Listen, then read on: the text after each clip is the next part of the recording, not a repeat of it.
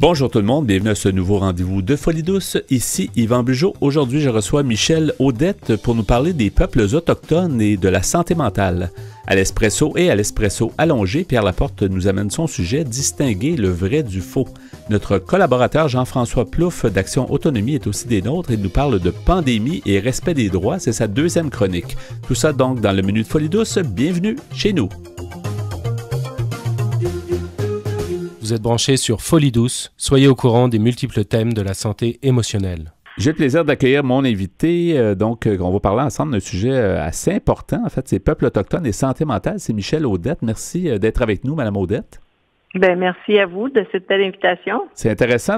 Ça fait des années qu'on veut parler à quelqu'un qui s'y connaît. Puis je pense qu'on a eu vraiment la bonne personne maintenant. Alors, on est vraiment intéressé de vous entendre là-dessus.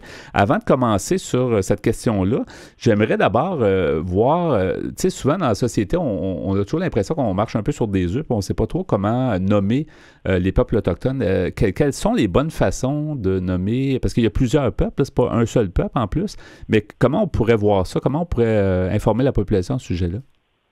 Ben, en ce moment, ce qui va être respecté ou certains vont dire toléré, là, pour ma part, c'est respectueux là, quand les gens vont dire peuple autochtone. Donc là, on va parler des Premières Nations, des Inuits et du peuple métis.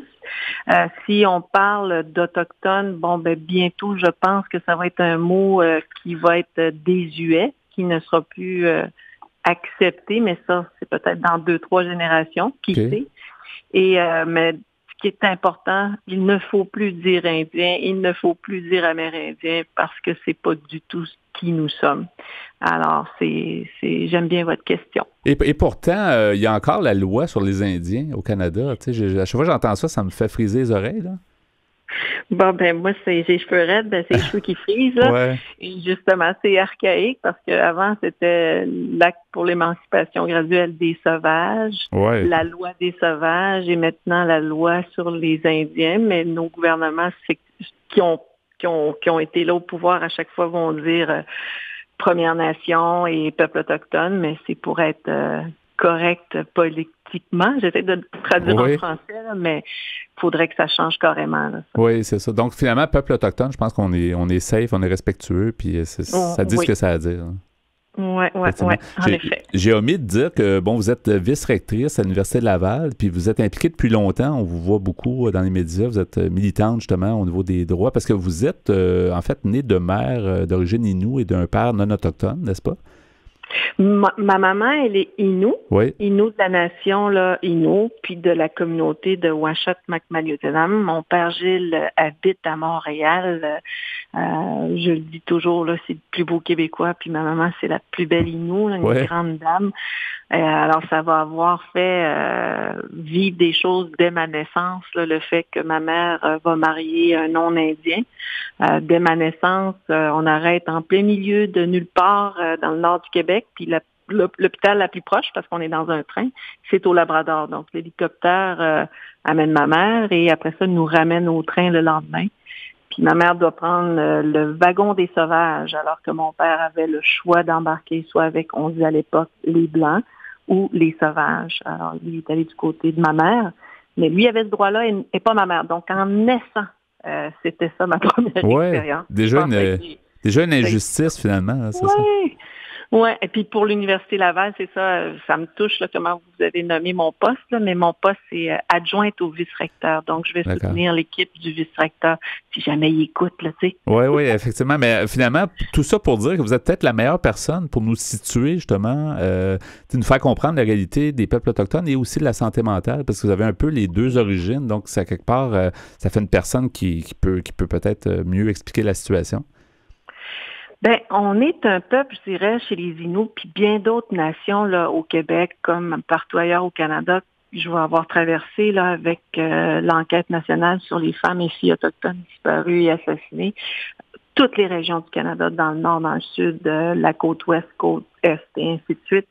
Et ce qui va nous ressembler et rassembler, c'est notre sens de l'humour, notre humour pince sans rire, puis nos longs silences, nos larmes, mais aussi nos câlins ou notre désir de guérison parce que on a pris cette conscience-là individuellement et collectivement que le colonialisme va être une des sources de violence là, qui perdure. Puis après ça, aujourd'hui, dans un contexte plus contemporain, le fait qu'on m'a enlevé ma langue, ma culture, qu'on va m'avoir violée ou agressée, qu'on m'avoir enlevé mon éducation autochtone pour m'imposer quelque chose qui n'est pas respectueux, je parle de la génération de ma mère et ainsi de suite, va faire des communautés poquées, communautés maganées.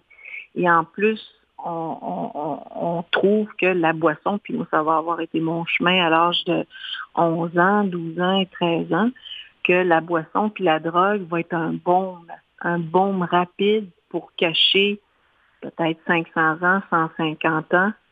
Je sais que j'avais pas cet âge-là, mais que je vais avoir accumulé soit dans l'ADN puis dans la culture familiale qui était maganée. Fait que oui, la santé mentale va être encore aujourd'hui une préoccupation majeure puis un désir de se guérir individuellement et collectivement. Comment les peuples autochtones voient la santé mentale? Tu sais, longtemps, je pense que c'est de moins en moins le cas dans la population en général. On voit ça de moins en moins honteux, si on veut, puis on en parle de plus en plus. Puis, tu sais, nous, on fait une émission depuis presque 30 ans, puis on sent une amélioration dans la parole, en fait, pour exprimer les choses. Mais chez les peuples autochtones, en général, est-ce qu'on peut dire que la santé mentale est tabou encore? C'est exactement. C'est le mot, c'est tabou. Et par contre, ma mère me disait souvent, moi, ma première tentative de suicide, j'ai 13 ans, puis après ça, 18 ans, et ensuite dans la quarantaine, en 2013. Puis ce qu'elle me disait, le malaise, le tabou autour de tout ça, encore plus chez nos hommes, mais aussi chez nos femmes, et ainsi de suite.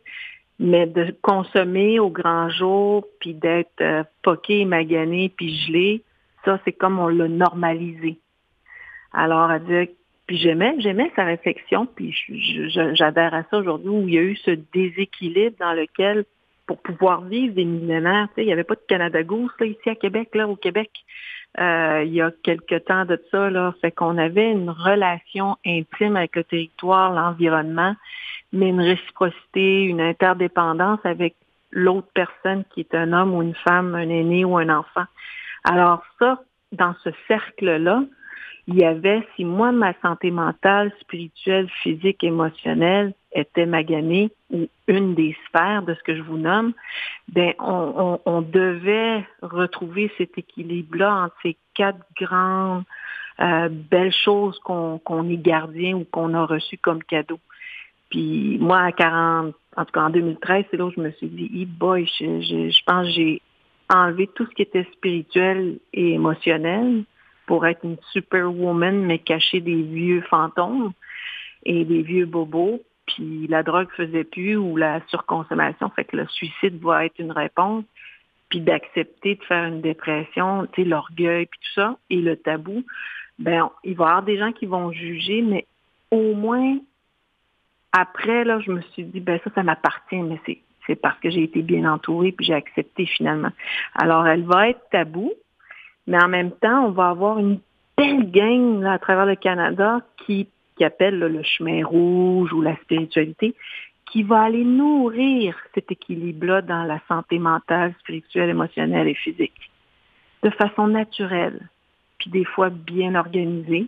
Et c'est là on se dit, aïe, ça manque ça à tout le monde. On n'a pas besoin d'être Innu, Atikamekw ou Mohawk. Toutes les personnes pourraient vivre cette expérience-là là, qui est douce et respectueuse. Est-ce qu'on peut dire que les peuples autochtones ont développé plus de problématiques, peut-être parce qu'on a dénaturé peut-être leur façon de vivre? Moi, c'est sûr que je vais dire oui. Là, on a un rapport en lequel on va émettre des constats qu'on n'a pas inventés, que des gens avaient déjà amenés, mais c'est un rapport d'enquête. Donc là, on a des preuves à l'appui qui va démontrer qu'en effet, cette violence coloniale, ce système qui a magané et qui était calculé là, des groupes parce que c'était des sauvages, là, entre guillemets, et ainsi de suite, puis par diverses politiques et façons de faire. Moi, je suis pas surprise aujourd'hui de voir des gens que j'aime être aussi maganés. Mais où je suis surprise, c'est que on va normaliser ça encore. Puis de l'autre côté, la société dominante va juger. Mais ça, c'est de l'éducation. Puis c'est pour ça qu'on se lève le matin, ben du monde, pour dire je vais faire mon petit bout de chemin pour la pédagogie ou l'explication ou tout simplement l'enseignement par l'observation. Mais il faut vraiment aimer ça puis y croire, là. Oui. Vous êtes encore, puis vous avez été militante longtemps sur les différentes questions, les différentes problématiques, mais qu'est-ce que ça prendrait? Je il y a beaucoup de choses, mais qu'est-ce qu'on devrait améliorer pour justement améliorer la santé mentale des peuples autochtones? Bien, il y a plein de belles choses, en effet, vous avez raison. Puis dans sa simplicité, moi, je crois toujours que la guérison doit se faire de façon individuelle tout d'abord. Puis si moi, à Maliotenam, ou je suis à Povognituk, ou je suis à Wemontashi ou à Kanawagé, proche de vous, puis qu'il n'y a pas dans mon réseau une approche qui va reconnaître ma culture, parce que je vais avoir des repères culturels dans ma langue ou dans ma culture, ma spiritualité. Si on m'amène une approche qui est complètement je me perds, ben ça risque d'être un échec de façon individuelle. Alors, si on rend ça plus grand pour une communauté, moi je pense que les gouvernements qui se disent partenaires et alliés avec nos nations, ben dans ce cas-là, ils devraient croire en nos modes de guérison. Ils devraient nous faire confiance. Puis de ne pas avoir juste une approche, mais d'avoir une approche multi, je dirais, différentes approches. Des gens, ça va être la thérapie, le psychologue, d'autres, ça va être apprendre la langue, de retourner en forêt, et ainsi de suite. Alors moi, ça va être tout ça qui va m'aider, puis d'autres, ça va être juste une approche. Peut-être que peut-être c'est d'assurer un dialogue constant, entre tout le monde. Je pense que c'est ça qu'on va trouver la solution, tout le monde ensemble. C'est peut-être ça, hein? Oui, puis si on grandit toujours dans l'ignorance, puis là, on va voir dans les médias une crise, une barricade, un meurtre ou une police qui a réagi ou qui a fait ci, ou peu importe les cultures, là, chez les nations autochtones versus le peuple québécois, là, exemple, on va continuer à réagir de même, alors que, comme vous dites, il y a un dialogue, mais qui est constant, qui est organisé, qui nourrit et honoré. Ben moi, on va créer plein de petits leaders québécois et autochtones qui vont faire de petites et grandes choses. Ça, j'en suis convaincue. Oui. En terminant, il reste peu de temps, mais quelles seraient peut-être là ou les références qu'on pourrait donner aux gens, les gens qui veulent en savoir plus sur les réalités autochtones? Ça serait quoi le site web ou les références qu'on devrait consulter? Ben, il y a beaucoup de sites qui existent, mais juste à Montréal ou au Québec, là, la Commission des droits de la personne et de la jeunesse ont fait 3 éditions de la revue Mythes et réalités. Et ça, là, c'est une petite mine d'or là, d'informations historiques et d'enjeux contemporains. Puis après ça, sur Google, tapez activités ou documentation sur les questions autochtones ou librairies autochtones, et vous allez voir qu'à Québec et à Montréal, il y a plein de choses qui se font et qui existent, et des organisations qui tendent la main justement pour réconcilier ou mieux se connaître ou se dire les vraies choses, mais avoir du fun aussi, là. Oui, bien, merci, c'est excellent. Bien, je suis vraiment heureux de vous avoir reçu. C'est vraiment intéressant. Puis j'aimerais ça refaire l'expérience éventuellement. Mais merci, Michel Audette, d'avoir été des nôtres à Folie Douce. Eh bien, merci à vous, Yamé. Vous avez des choses à dire? Joignez-vous à notre groupe Folie Douce sur Facebook. Parlons santé mentale. Bonjour Pierre Laporte. Salut Yvan. Salut, tu nous amènes ton sujet, distinguer le vrai du faux. Oui, et cette semaine, j'ai quelque chose de spécial. Oui. Parce que je vais te faire passer un test, un questionnaire. Oh, OK. Un questionnaire un genre de quiz. Oui, qui a été monté par un organisme à Québec qui s'appelle le Cercle Polaire. OK. Qui a comme rôle de soutenir les proches dans les difficultés qu'ils peuvent rencontrer au quotidien lorsqu'ils côtoient une personne atteinte de maladie mentale. Ils offrent en fait toutes sortes de services. Il y a des services, il y a une ligne téléphonique, il y a des conférences. En tout cas, il y a toutes sortes d'aide. Je reviendrai un peu là-dessus. Mais je vais y aller tout de suite avec le jeu questionnaire qu'ils ont fabriqué. Ouais. Et ils nous disent, en fait, ça s'appelle « Distinguer le vrai du faux ». Il nous dit, selon l'Organisation mondiale de la santé, l'OMS, une personne sur 4 vivra avec un problème de santé mentale à un moment ou l'autre de sa vie. Au-delà de ces personnes, presque tous seront touchés de près ou de loin par les effets de la maladie mentale. Un membre de la famille, un ami ou un collègue de travail. Malgré ce nombre, la plupart des gens ont peu de connaissances sur la maladie mentale, si ce n'est par le biais des médias et du bouche à oreille. À cet égard, il importe d'apprendre à faire la distinction entre le mythe et la réalité, entre le vrai et le faux. Voici donc quelques exemples qui permettent d'y voir plus clair. Est-ce que je vais gagner quelque chose? Ben, c'est justement ça que j'étais pour te dire. C'est plate parce qu'il n'y a pas de montant d'argent. Un fromage? C'est un insight. On va faire semblant qu'il y a beaucoup d'argent. On va dire qu'il y a quelque chose, il y a un enjeu. Oui. Alors, est-ce que tu es prêt? Ben, je suis prêt. Là. Toutes les questions, c'est vrai ou faux. OK. T'es prêt? Ouais. Alors, pour 50 $? Ouais. Première question. Les maladies mentales ne peuvent pas vraiment être considérées comme de véritables pathologies. C'est faux. Parce que ce sont des vraies pathologies. Effectivement. Les maladies mentales sont de véritables problèmes de santé qui ne peuvent pas être réduites à des hauts et des bas de l'existence. Ces pathologies réelles sont à l'origine de souffrances et d'invalidité. Par exemple, la maladie mentale est la principale cause d'absentéisme au travail. C'est vrai. Est-ce que tu veux risquer ton 50 $? Oui, on fait un qui tout double. Ouais. Il y en a un qui te double un Ça peu va plus coûter haut. cher. Deuxième question. On ne peut rien faire de significatif pour une personne souffrant de maladie mentale. Ça, c'est faux, parce qu'on peut faire quelque chose, c'est certain. Faux également. Les proches d'une personne souffrant de maladie mentale jouent un rôle de premier plan dans le rétablissement de celle-ci. Le soutien d'un proche, d'un ami ou d'un collègue peut faire toute la différence. Oui, absolument. Jusqu'à date. Mais même si on fait un petit peu d'aide, cette aide-là peut faire toute la différence, comme tu dis. Là. Oui. Ça n'a pas besoin d'être gros, là, ce qu'on Oui, fait. oui. T'es 2 en 2. À date, oui. Troisième question. Les mauvaises habiletés parentales causent parfois des maladies mentales. Ça, c'est une question piège, celle-là. Les mauvaises habiletés parentales.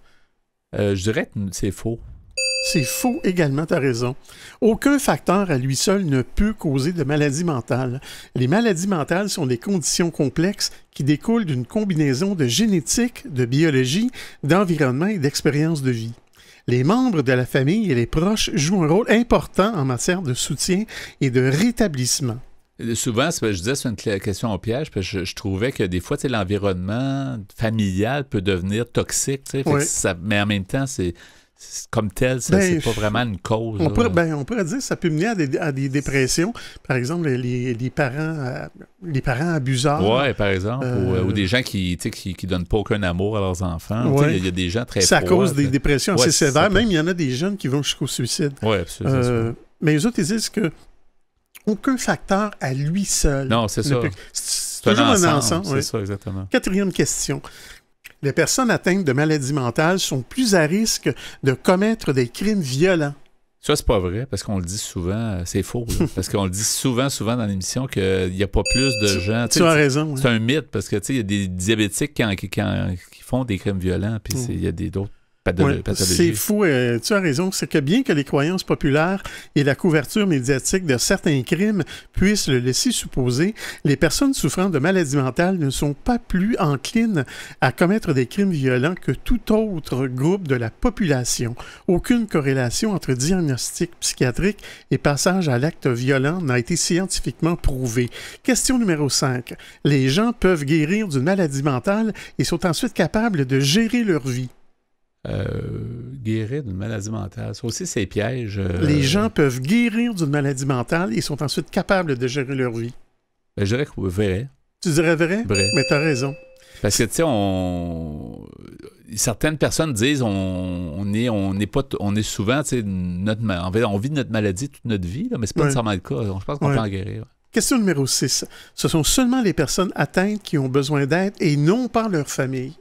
Ça, c'est faux aussi. Parce que les familles aussi ont besoin d'aide, et il y a des organisations qui le font. Oui, tu as raison. La majorité des études démontrent que le fait d'avoir un proche atteint de maladie mentale provoque des effets négatifs sur la santé physique, surtout dans le cas de la prise en charge de cette personne. Question numéro 7. La maladie mentale touche très peu les enfants. Je dirais que très peu les enfants, ça dépend de ce qu'on entend. Moi, je dirais faux, ça touche tout le monde. C'est faux. Tous les âges. Exactement, oui. Selon les études, 15% des enfants et des jeunes souffrent de troubles mentaux. Chez la majorité d'entre eux, il n'y a pas de diagnostic. Au Québec, cela équivaut à plus de 230 000 enfants et jeunes. Ouais. Il y a même un hôpital spécialisé à Rivière-des-Prairies, justement, qui s'occupe des jeunes en bas de 18 ans. Donc, oui. Ouais. Question numéro 8. Si je m'éloigne le moindrement de mon proche, ce sera le signe que je l'abandonne et que je n'ai plus d'intérêt pour lui. Pas nécessairement, je dirais faux. Faux, oui, tu as raison encore. La prise de distance n'est pas synonyme d'abandon ni de désintérêt. Il faut lui faire savoir, parce que certaines personnes peuvent se sentir peut-être comme ça. Je pense que tu vas poursuivre, Pierre, oui. Dans la deuxième partie. Oui. C'est intéressant. Donc, t'es en train de te faire de l'argent. Ben oui, c'est ça. Je suis en train de calculer tout ça. Là. Distinguer le vrai du faux. On poursuivra le quiz et ainsi que les auditeurs peuvent aussi s'essayer. Donc, merci pour ça, Pierre, et on poursuit plus tard à l'émission. À venir dans l'émission, notre collaborateur Jean-François Plouffe d'Action Autonomie nous informe sur la pandémie et le respect des droits. C'est la suite de la première chronique de Jean-François. À l'Espresso allongé, Pierre Laporte poursuit aussi sur le sujet « Distinguer le vrai du faux ». Pour nous trouver sur les divers réseaux sociaux, cherchez Folie Douce Radio. Vous écoutez actuellement Folie Douce, pionnier en santé mentale depuis 1991. Folie Douce, une communauté, une radio. Je reçois à nouveau Jean-François Plouffe, chargé de dossiers de communication chez Action Autonomie. Bonjour Jean-François. Bonjour. Bonjour. Tel que promis, on veut faire une deuxième partie du sujet pandémie et respect des droits. On avait parlé de plusieurs problématiques qui ont eu lieu justement à cause de cette fameuse pandémie historique des années 20. Oui, on vit les années 20, mais en 2020. Alors, ça va être un peu notre histoire qu'on va peut-être raconter dans plusieurs années, mais il y a des histoires qui sont moins drôles, dont le respect des droits, je pense. Ben c'est ça. Pour les personnes qui sont hospitalisées en santé mentale, c'est toujours difficile de faire respecter ces droits. On est embarqué souvent dans des processus qui sont complexes, on a de la difficulté à saisir, que personne nous explique, etc. Donc, à l'année longue, c'est compliqué, c'est difficile, c'est anxiogène d'être traité équitablement par le réseau de la santé mentale. Mais durant la période de pandémie qu'on a connue, ça a été encore plus difficile. Notamment, il faut savoir que les tribunaux étaient fermés durant une certaine partie de la période, mais ils étaient fermés pour tout le monde, sauf pour les causes dites urgentes. Et les causes dites urgentes, entre autres choses, c'était les cas de garde en établissement et d'autorisation judiciaire de soins. Donc, les gens n'ont pas eu de répit en se disant, pendant la pandémie, au moins, j'aurai pas d'obligations qui vont m'être imposées par le tribunal. Non, les tribunaux ont continué de fonctionner. Mais ils ont fonctionné différemment. Ils ont fonctionné avec des visioconférences, c'est-à-dire que le juge était dans une salle, la personne restait à l'hôpital et tout ce monde-là, les médecins étaient dans une autre salle, puis l'avocat de la personne était très souvent à son bureau, etc. Ce qui fait que ça mettait une dynamique complètement différente là, pour la compréhension de ce qui se passait durant l'audience. Déjà, quand tout le monde est ensemble, c'est pas évident à suivre, mais là, quand on est tous séparés, puis que la personne n'a pas eu très souvent la possibilité même d'échanger quelques minutes avant l'audience avec son avocat, ça devient très compliqué. Et d'autant plus que la personne, elle n'est pas dans un terrain neutre comme quand elle est au palais de justice, elle est toujours dans sa chambre d'hôpital. Donc, elle est sur le terrain de l'hôpital. Donc, elle baigne dans la culture hospitalière au moment où ça se passe et ça fait déjà une différence. Et je disais qu'il y avait des difficultés de communication avec l'avocat. Normalement, on établit une espèce de petite stratégie entre l'avocat et de chacune des parties. Là, chacune des parties fait ça, mais en principe, la personne devrait pouvoir le faire avec son avocat. Mais très souvent, ça n'a pas été le cas. La personne n'avait même jamais vu son avocat au moment de l'audience. Et donc, ça complique la compréhension de l'audience et ça fait en sorte, au final, que la personne a encore moins de chances qu'à l'habitude d'obtenir gain de cause ou de faire entendre son point de vue par le tribunal. On sait par des recherches qu'on a fait dans le passé que, par exemple, pour la garde en établissement, les requêtes des établissements sont acceptées par les tribunaux au moins partiellement dans une proportion de 97%. Donc, c'est déjà extrêmement difficile de faire triompher son point dans une période normale. Mais dans ce cas-ci, ça a dû être encore plus compliqué. Oui. Puis c'est la fameuse loi P38 dont tu nous as souvent parlé, où il y avait qu'on utilisait beaucoup, je pense, contre les personnes, en fait, contre leur gré, d'une certaine façon. C'est ça, hein? Oui, c'est une loi qui permet de priver une personne de sa liberté quand on considère que son état mental présente un danger pour elle-même ou pour quelqu'un d'autre. On utilise ça beaucoup, notamment pour les personnes qui ont des idées suicidaires. Moi, je suis pas un thérapeute, puis je suis pas un psychiatre, puis je suis pas un psychologue, mais je me dis qu'une personne qui a des idées suicidaires, c'est pas nécessairement la meilleure des idées que de la priver de sa liberté, puis de lui imposer des conditions de vie extrêmement rigides, là, où on la prive de tous ses objets personnels, etc., et où on la plonge finalement dans un milieu qui est pas du tout le sien, et qui est un milieu qu'elle n'a pas choisi. Je suis pas certain que c'est très bon, ça, pour faire passer des idées suicidaires. Ouais. Mais bref, c'est ce qu'on pratique dans les hôpitaux à l'année longue. C'est certainement ce qu'on a continué à pratiquer durant la pandémie.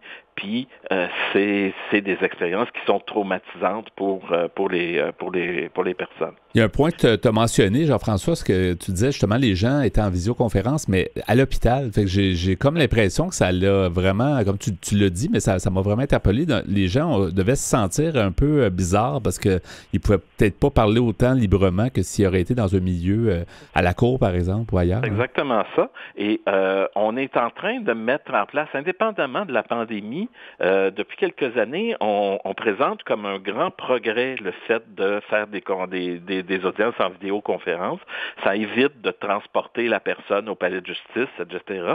Mais ça amène ce problème-là dont on vient de parler, qui est très, très réel, qui fait que la personne, elle n'est plus dans un terrain neutre et elle n'est pas dans une relation... Déjà qu'elle n'est pas dans une relation égalitaire au niveau de la crédibilité et tout ça, mais là, on la met encore plus sur un terrain où elle est en défensive.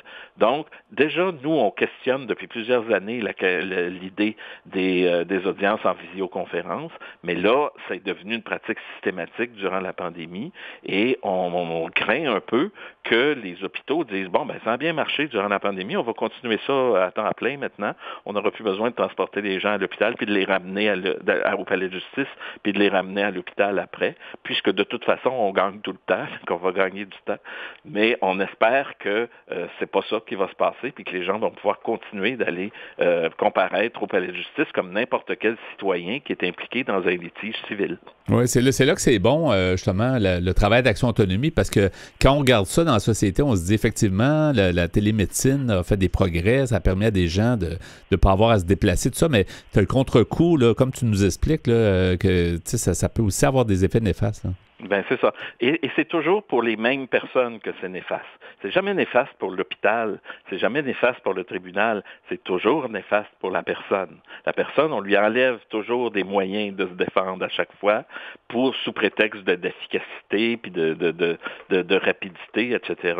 Mais à un moment donné, il faut que la justice soit rendue et qu'il y ait aussi apparence de justice.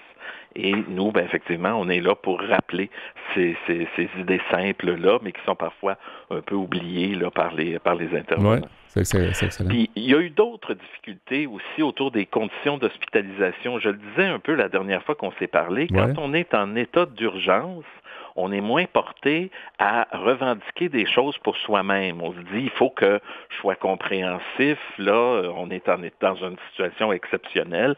Fait que ce qui m'arrive est probablement correct puisqu'on est dans une situation exceptionnelle. Mais on a vu qu'il y a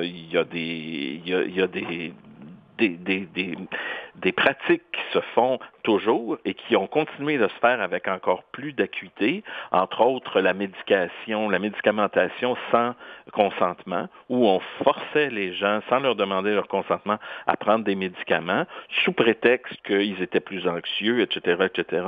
Mais la pandémie ne justifiait pas ça du tout, là. Les droits prévus par la loi sur les services de santé, services sociaux, ils n'étaient pas suspendus par l'urgence sanitaire. Ce qui était suspendu, c'était des activités sociales, etc., puis, mais pas pas des choses qui ont rapport avec les conditions d'hospitalisation. Mais on a eu plusieurs témoignages de gens qui se sont fait médicamenter de force durant cette période-là, puis qui n'ont pas toujours développé le réflexe de s'en plaindre parce qu'on leur disait que c'était une situation particulière et urgente. Et donc, ça venait comme justifier une culture qui est là depuis des décennies dans le réseau de la santé mentale où on va légitimer puis justifier une forme d'autoritarisme puis de paternalisme puis une idée selon laquelle le soignant sait mieux que la personne ce qui est bon pour la personne. Et donc, ça le justifie d'agir sans le consentement de la personne. Donc, ce genre d'idée-là, la pandémie a certainement contribué à la renforcer. Ouais. Alors que nous, on est de ceux qui travaillent depuis très longtemps à faire en sorte de changer un peu cette façon de voir les choses. Mais sans encore une fois, j'avais mentionné la dernière fois, mais sans les excuser, est-ce que dans la situation actuelle où c'était tellement nouveau, tout ça, que tout le monde est un peu débalancé, puis je me dis, les gens ont peut-être pas trop réfléchi, n'ont pas eu le temps de réfléchir. Est-ce que vous, de votre côté, vous pouvez quand même un peu, pas les excuser, mais en tout cas amoindrir peut-être les conditions qui sont arrivées en espérant que ça ne se reproduise pas, évidemment. Nous, notre rôle, au moins, c'est de leur faire prendre conscience qu'il y a eu des problèmes. Ouais. Parce que si on n'est pas là pour dire « Regardez ce qui s'est passé, il y a eu des problèmes », on va dire « Tout s'est bien passé ». Finalement, on a contrôlé les éclosions dans les milieux, etc. Ouais. Donc, il n'y a pas eu de problème, il n'y a pas eu trop de gens malades de la COVID. Donc, c'est un succès. Fait qu'on va continuer comme ça. Il faut demeurer critique, c'est ça. Comme tu dis, je pense que c'est très important. Ouais. Oui, tout à fait. Et d'ailleurs, parlant d'éclosion, parce qu'il y a quand même eu des éclosions dans certains départements de psychiatrie puis dans certains hôpitaux psychiatriques, ces cas-là n'ont pas été apportés par les personnes. C'est pas parce qu'on les a laissés sortir puis qu'ils sont allés rencontrer du monde malade puis qu'ils n'ont pas respecté le 2 mètres que c'est arrivé. Parce qu'on les a enfermés dès le départ et pour de nombreuses semaines, comme je l'ai dit la dernière fois. Ce qui s'est passé, c'est que le virus, il a été transporté par des membres du personnel des hôpitaux. Et c'est pas nécessairement la faute de ces personnes-là, parce que il y a eu des travailleurs sociaux, des éducateurs spécialisés, etc., des ergothérapeutes, tout ça qui, en temps normal, se promènent dans les différentes unités pour aller rencontrer des gens, puis c'est très bien comme ça. Mais ils auraient pu faire du télétravail.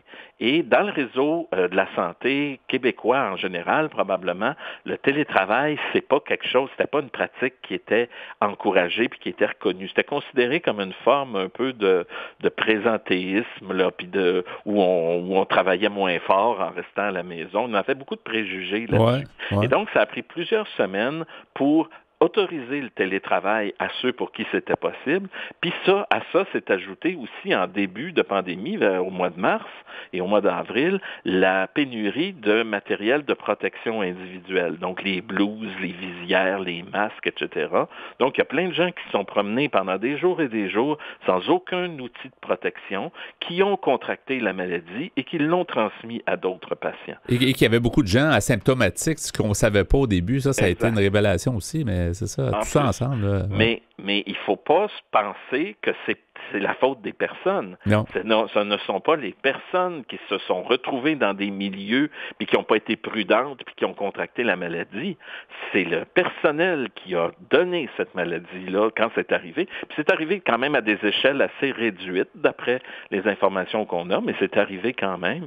Donc, le fait d'enfermer de façon très, très sévère les gens, c'est pas ça qui a empêché d'avoir des cas dans les établissements, puis c'est pas ce qui permet de dire qu'il y en a eu assez peu de cas, parce que ces cas-là, ils ont de toute façon pas été amenés par les personnes. Ouais. On a comme un 30 secondes, Jean-François, mais je pense qu'il y a quand même des points positifs à tout ça. Oui. Hein? Oui, il y a quelques points positifs quand même, notamment par rapport aux communications. Dans les établissements de santé mentale, il y a toujours un téléphone fixe au mur ou que les gens peuvent utiliser, mais qui ne fonctionne pas toujours très bien, etc. Et là, ce téléphone-là, il est devenu un vecteur de propagation du virus. Alors, on a donné, dans certains établissements, des téléphones cellulaires aux personnes. On leur a permis d'utiliser, dans certains cas, leur propre téléphone cellulaire, ce qui n'existait pas avant. Pour des raisons tout à fait obscures, là, on ne permettait pas aux personnes de garder leur cellulaire. Peut-être que là, on a vu qu'il n'est pas arrivé de tempête à cause de ça. Alors peut-être que sur le long terme, on va permettre aux gens d'utiliser leur téléphone. Ouais. Et deuxième point positif, peut-être une prise de conscience de la société par rapport à ce que c'est qu'un problème de santé mentale. Ouais. Effectivement, moi aussi, je trouve que c'est le point, en terminant, là, c'est vraiment le point qui a été positif dans ce début de pandémie-là. Mais merci, Jean-François. C'était fort intéressant de faire le point. On va certainement en reparler, donc la pandémie puis le respect des droits. Merci. En terminant, les coordonnées d'Action Autonomie? www.actionautonomie.qc.ca et au téléphone 514-525-5060. Jean-François Plouffe, merci beaucoup. À la prochaine. Merci beaucoup. Que vous soyez au boulot, dans l'auto, à moto ou à vélo, en manteau ou en speedo, vous écoutez Folie douce. On poursuit maintenant au micro avec l'Espresso allongé et le sujet entamé plutôt par Pierre, distinguer le vrai du faux, sous forme de questionnaire, de quiz que tu fais passer. Exactement, oui, une quinzaine de questions qui ont été préparées par un organisme de Québec qui s'appelle le Cercle Polaire. Ça fait penser à bipolaire un peu. C'est un organisme qui a pour but de soutenir les proches dans les difficultés qu'ils peuvent rencontrer au quotidien lorsqu'ils côtoient une personne atteinte de maladie mentale. Il y a toutes sortes de services, comme j'ai parlé, des services, il y a une ligne téléphonique que je vais donner le numéro à la fin. Oui, à la fin de la chronique. Alors, on était rendu à la question numéro 9. Oui. Toutes des questions de vrai ou faux. Toutes des questions à 50 $. Là, j'en ai eu 8. T'es pas pire. T'es rendu à 400. Ouais. OK, alors, question numéro 9. Les personnes atteintes de maladies mentales qui durent longtemps ne peuvent occuper un emploi. C'est faux, parce qu'on peut occuper un emploi quand... C'est faux. Quand on a des problèmes de santé mentale, et au contraire, il faut effectivement occuper un emploi. Je pense que c'est bon pour la santé. Hein. On nous dit qu'il est possible pour eux de travailler. Ces personnes travaillent, sont bénévoles ou font bénéficier leur communauté de leurs compétences et de leurs aptitudes uniques. Question numéro 10. Les personnes atteintes de maladies mentales sont souvent moins intelligentes, plus pauvres et un peu plus paresseuses que le reste de la population. En fait, je dirais faux, sauf que ça arrive qu'ils sont déjà plus pauvres. Plus pauvres, je dirais oui, mais seulement ça, mais les autres, non, effectivement, ils ne sont pas plus paresseux. T'as encore raison, c'est faux. On nous dit que la maladie mentale ne fait pas de différence entre le niveau d'intelligence, le statut socio-économique, la démographie, l'éducation, la religion ou le sexe. Ce sont des mythes, hein, c'est ça, c'est souvent des très gros mythes. Hein. Oui. Personne n'est à l'abri de la maladie mentale. On nous dit tout le monde peut être touché. Comme le diabète ou l'asthme, la maladie mentale ne vise pas les gens en fonction de leur qualité ou leurs défauts. Non. Question numéro 11. Les préjugés envers les personnes atteintes de maladies mentales ne s'estompent pas au fil des ans. Mais je dirais que pour moi, c'est faux. Parce que, en fait, d'après moi, c'est faux. Oui, ici, on nous dit que c'est vrai. Oui, mais sauf que nous autres, on voit dans Folie douce que les gens sont de plus en plus ouverts, puis les gens sont de moins en moins... Il y en a encore beaucoup, mais disons que... Eux autres, en tout cas, ils nous disent, le Cercle Polaire nous dit que ça ne s'estompe pas au fil des ans, les préjugés. Ils nous disent les études suggèrent que les attitudes stigmatisantes publiques envers les personnes aux prises avec un trouble mental grave se sont empirées au cours des dernières décennies. Je pense que le mot-clé, c'est le mot grave, peut-être. Ouais, peut-être. Peut-être. On nous dit les conséquences du stigma sont grandes. Moins d'embauche, moins d'avancement au travail, diminution de l'estime de soi, isolement social et autres. Ouais. Question numéro 12. La consommation de drogue cause parfois la maladie mentale. Ça, je dirais que c'est vrai. Ici, la réponse qu'on nous donne, c'est vrai et faux. OK. Donc, forcément, 25 $.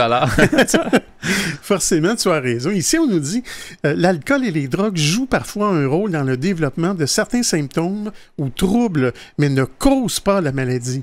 À long terme, la consommation d'alcool et de drogue peut mener à une psychose, qu'on appelle la psychose toxique, qui présente des symptômes similaires à ceux d'une maladie mentale. Oui, c'est souvent un déclencheur. C'est ça qu'on disait, même les médecins ou plusieurs personnes. Il y en a qui vont dire que ça déclenche la maladie mentale, mais on était pour la déclencher de toute façon. On la possédait dans notre patrimoine génétique, comme on dit. C'est comme on appelle une question un peu tordue, mais c'est ça. Mais ils peuvent avoir, effectivement, c'est vrai, il faut. Ouais. Question numéro 13. Les gens qui consomment de la drogue sont plus à risque de développer la schizophrénie. Ça, oui.